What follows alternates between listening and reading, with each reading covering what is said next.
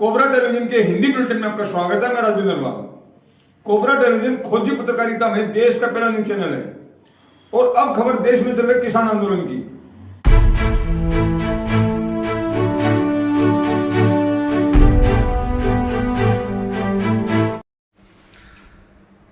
पूरे देश के और हरियाणा के सभी किसान साथियों को विकल्प प्रचार की नमस्कार। सभी साथी, आज एक बहुत महत्वपूर्ण लाइव डिबेट है, इसमें अधिक से अधिक संख्या में जुड़े ताकि एक बहुत बड़ा चैलेंज किसानों के सामने 5 जून 2020 को जब अध्यादेश आए थे उस समय से लगातार किसान जो है इनके खिलाफ आंदोलन कर रहा है।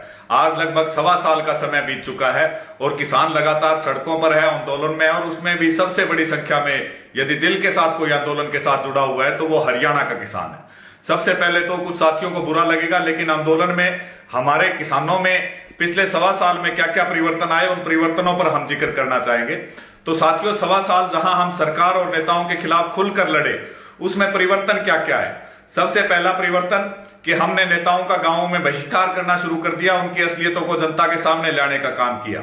लेकिन जहां पहले हम नेताओं की रैलियों में बढ़ चढ़कर हिस्सा लेते थे, उसकी जगह हम लोगों ने किसान महापंचायतों को दे दी, बिना कोई सवाल पूछे हुए। जहां भी महापंचायत आयोजित की जाती, चाहे उसमें कोई महापंचायत का मतलब जहां फैसला लिया जाए, सैकड़ों की संख्या में महापंचायतें हुई लेकिन कोई फैसला नहीं लिया गया। जैसे किसान पहले रैलियों में जाकर भ्रमित हो रहा था, उसी प्रकार लगातार महापंचायतों में जाकर भ्रमित होता रहा। इसी प्रकार साथियों, पहले किसी भी नेता के खिलाफ यदि कोई व्यक्ति बोलता था तो हमारा किसान साथी बुरी तरह से उसके खिलाफ पड़ जाता था, जो उसकी पार्टी के खिलाफ बोलता था। आज वही हालात हमारे इस किसान आंदोलन में हो चुके हैं। चाहे संयुक्त किसान मोर्चा या कोई किसान नेता गलत फैसला ले और उसके गलत फैसले के ऊपर कोई सवाल उठाए तो आज हम उसी प्रकार भड़क जाते हैं जिस प्रकार की अंधभक्त मोदी के खिलाफ भड़क जाते हैं। तो साथियों, सबसे पहले इस आंदोलन की आत्मा को समझने की कोशिश कीजिए। जब हमने ये आंदोलन शुरू किया था तो देश का एक तानाशाह जो लगातार झूठ बोल रहा था, उसके झूठ को झूठ कहने के लिए, गलत को गलत कहने के लिए हमने दिल्ली चारों तरफ से घेरी थी, बहुत मजबूती से आंदोलन लड़ा। तो यदि हमारे बीच में भी गलत फैसले लिए जाएं या कोई गलत बयानबाजी करे तो उसके ऊपर सवाल करना हमारा जायज हक है। नहीं तो एक मोदी हमने 2014 के अंदर बिना सवाल किए पैदा कर दिया था, और अब लगभग सैकड़ों मोदी हम अगर गलत फैसलों के ऊपर सवाल नहीं उठाएंगे तो बिल्कुल निश्चित तौर पर करेंगे। कुछ साथी जो शायद आंदोलन को सोशल मीडिया पर लड़ रहे हैं, मुझे नहीं जानते, 5 जून से जब से कानून आए थे तब से लगातार घर छोड़ा हुआ और टिकरी बॉर्डर पर सबसे लंबे समय तक 9 महीने लगातार तक टिकरी बॉर्डर पर रहने के लिए पूरे देश में दौरा करने के बाद भी, लेकिन जब से हमने संयुक्त किसान मोर्चों के कुछ फैसलों के ऊपर सवाल उठाए, गलत को गलत कहने की कोशिश करी, तो हमारे किसान साथी लगातार फेसबुक पोस्टों पर टिप्पणी कर रहे हैं। सवाल पूछना आपका जायज है। कुछ साथियों ने सवाल पूछा, मैं हर एक सवाल का जवाब देने के लिए तैयार हूं कि आप अन्ना हजारे के पास किस लिए गए। मैं सिर्फ अन्ना हजारे के पास नहीं गया, लगातार 30 दिन हम उत्तर प्रदेश, उत्तराखंड, महाराष्ट्र, केरल, कर्नाटका हर एक जगह गए, क्योंकि यह देश का आंदोलन था। केवल 2 से 3 राज्यों के आंदोलन में जुड़ने से सरकार को कोई प्रभाव नहीं पड़ रहा था। इसलिए हमने कोशिश करी कि देश के सभी नेताओं से बात करके इस आंदोलन को मजबूत किया जाए। उसी कड़ी के अंदर अन्ना हजारे से भी मुलाकात हुई, जिसके बाद पूरे देश के किसानों ने हमें गद्दार का नाम दे दिया। और फिर वही अंधभक्ति वाली बात है साथियों, 2011 के अंदर यही अन्ना हजारे था जिसके पीछे आप अपने गांवों से बसों में बिना पीछे चढ़ के जाते थे। लेकिन आज जब हवा लहर उल्टी हो गई, जच गई कि बीजेपी की या केजरीवाल अन्ना हजारे के कारण आया, तो अन्ना हजारे तो आज भी वहां एक खाट और एक मटका लेकर बैठे हैं। तो साथियों, सवाल करना हर एक साथी का हक है। ऐसे ही सवाल हमें अपने किसान नेताओं से करने चाहिए। आज जो बहुत ही महत्वपूर्ण टॉपिक है, यदि आपको यह बात अच्छी लगे तो अधिक से अधिक शेयर कीजिए। हम लगातार सिर्फ किसान मोर्चे के अंदर दिल्ली के संसद घेराव का या प्रधानमंत्री घेराव का मुद्दा उठाते रहे। जब सरकार ने बातचीत के सभी रास्ते बंद कर दिए तो हमने कहा कि सरकार यदि काले कानून पर बात ना करे तो हमें एमएसपी पर बात करनी चाहिए, जिसके बाद हमें किसान विरोधी का टैग दिया गया और संयुक्त किसान मोर्चे ने उसके ऊपर हमारे ऊपर कार्रवाई करी। लेकिन वही बयान परसों न्यूज 24 के अंदर राकेश टिकैत देता है कि कानूनों की जरूरत नहीं है, हमें एमएसपी गारंटी कानून चाहिए। तो हमारे किसान जो हमें गाली निकाल रहे थे वो राकेश टिकैत की बात का समर्थक करते हैं, और वो संयुक्त किसान मोर्चा जो हरियाणा के नेताओं पर लगातार कार्रवाई कर रहा था, उसने ना तो राकेश टिकैत के ममता बनर्जी के मिलने पर कभी सवाल उठाए, ना राजनाथ को पारिवारिक सदस्य बताने पर, ना कभी किसी और नेता जो उनके गांव से आते हैं, मंत्री हैं सेंट्रल गवर्नमेंट में, उनसे डिबेट में सवाल। तो सवाल साथियों हमें पूछने पड़ेंगे। आज का जो विषय है कि हरियाणा के अंदर चुनाव डिक्लेयर हो चुका है, केवल एक सीट है ऐलनाबाद। जब हम दिल्ली गए थे तो हम सत्ता परिवर्तन के लिए नहीं गए थे, क्योंकि इससे पहले कांग्रेस की सरकारें रही तब भी किसान का कोई भला नहीं हुआ। इसी प्रकार हमने मिशन बंगाल अपनाया, जहां जरूर ममता बनर्जी जीत गई, हम लोगों ने मेहनत भी करी, लेकिन क्या ममता बनर्जी ने किसान आंदोलन के समर्थन में पिछले 5-6 महीने में कुछ किया?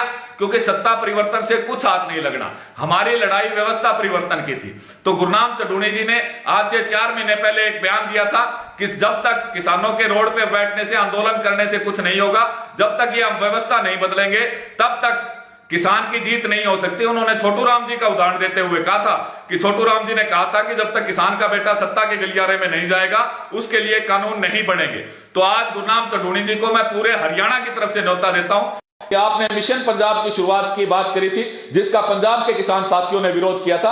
आज आपके पास एक बहुत सुनहरी मौका है, हरियाणा में ऐलनाबाद सीट से आप चुनाव लड़कर मिशन भारत की शुरुआत कीजिए, क्योंकि यूपी और पंजाब के चुनाव तो फरवरी 2022 के अंदर है, इसका रिजल्ट 2 नवंबर तक आ जाएगा। पूरे हरियाणा के सभी किसान संगठन, हरियाणा के लाखों किसान आपके साथ जुड़े हुए हैं। इसके अंदर संयुक्त किसान मोर्चा, पंजाब और यूपी के साथी हमारे, क्योंकि यह हरियाणा का फैसला रहेगा।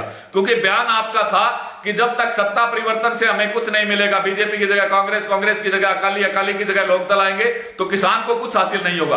किसान को तब हासिल होगा जब किसान इनके पेट पर चोट करेगा, यानी इनकी राजनीतिक व्यवस्था पर चोट करेगा।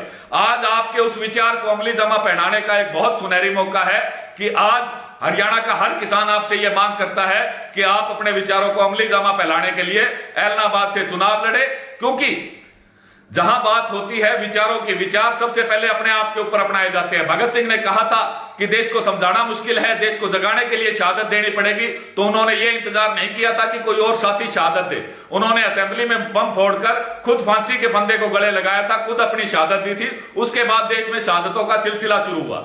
तो गुरनाम चढ़ूनी जी, आज भी मैं परसों भी आपका इंटरव्यू पढ़ रहा था कि मैं अपने बयानों पर पूरी तरह से कायम हूं। जब तक किसान चुनाव नहीं लड़ेगा, इनके ऊपर चोट नहीं करेगा, तब तक इन लोगों को कुछ फर्क नहीं पड़ना। तो आज मैं संयुक्त किसान मोर्चा हरियाणा और पूरे हरियाणा के किसानों की तरफ से, जहां तक कि त्याग की बात है, मैं आपको उस क्षेत्र में बुला रहा हूं जिस क्षेत्र में लगातार पिछले 12-13 सालों से मेरा मजबूती से काम किया हुआ है और हमने वहां पर किसानों के उम्मीदवार के तौर पर चुनाव भी लड़ा हुआ है। लेकिन अगर मैं अपना त्याग कर रहा हूं कि मैं यहां पर हरियाणा में, क्योंकि जहां पंजाब में 32 जत्थेबंदियां 32 नेताओं की बात होती है, आज हरियाणा में एक ही नेता का जिक्र है और हम सभी उनकी बात को मानने को सभी साथी तैयार है। पूरे हरियाणा के किसान नेताओं से बात हो चुकी है।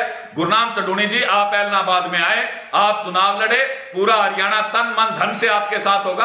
आपके एक बुलावे के ऊपर यदि सरसा, करनाल, जींद, कैथल, हिसार के अंदर लाखों किसान इकट्ठा हो सकते हैं, तो व्यवस्था परिवर्तन के लिए यदि गुरनाम चढ़ूनी चुनाव लड़ेगा तो निश्चित तौर पर हरियाणा का एक एक बच्चा जो है वो ऐलनाबाद के अंदर आकर आपको इस आंदोलन में मदद करेगा और निश्चित तौर पर सबसे बड़ी जीत दिला के लाएगा।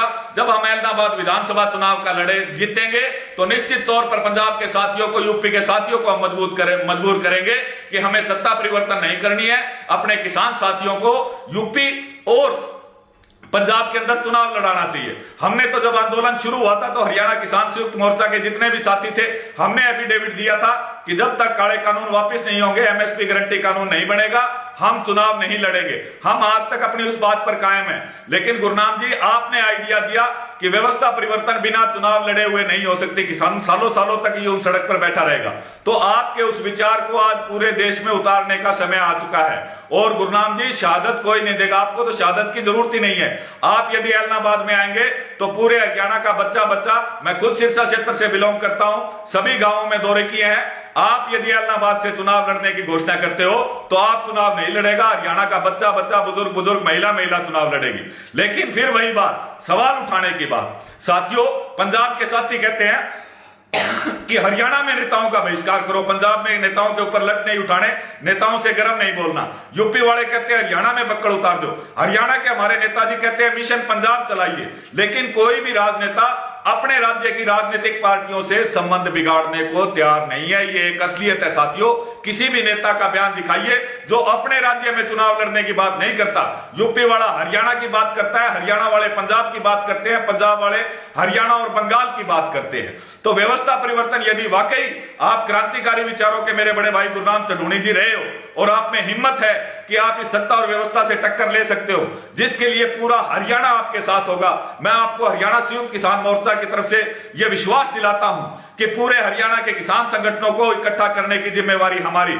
सिरसा जिला के 500 हल्के, फतेहाबाद, हिसार, रोहतक तक की जनता ऐलनाबाद हल्के के अंदर आपके लिए वोट मांगेगी। ना आपको धन की जरूरत है, ना किसी और की जरूरत है। यदि आप उस विचार को धरती पर ला पाते हैं और इस चुनाव को लड़ने के लिए तैयार है, हरियाणा के किसान नेताओं की, इस हरियाणा के राजनीतिक नेताओं को, जनता को भड़काने की बजाय खुद उनके आंखों में आंखें डालकर उनका सामना करने के लिए तैयार है, तो आपका ऐलनाबाद की पावन धरती पर स्वागत है। पूरा हरियाणा का किसान आपको चुनाव जिताने का काम करेगा। लेकिन यदि आप 4 तारीख तक इस मामले में नॉमिनेशन नहीं भरते हैं या अपना बयान जारी नहीं करते हैं, तो निश्चित तौर पर आपको अपने बयान के लिए माफी मांगनी चाहिए।